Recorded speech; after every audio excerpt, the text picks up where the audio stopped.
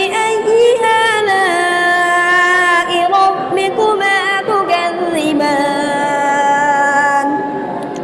رب المشرقين ورب المغربين فبأي آلاء ربكما تكذبان مرج البحرين يلتقيان بينهما برزخ لا يبغيان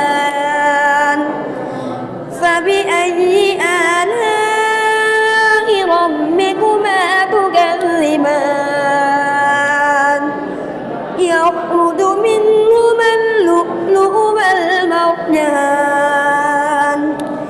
فبأي آلاء ربكما تكذبان وله الجوار المنشآت في البحر كالأعلام فبأي آلاء ربكما تكذبان كل من عليها فان ويبقى وجه ربك ذو الجلال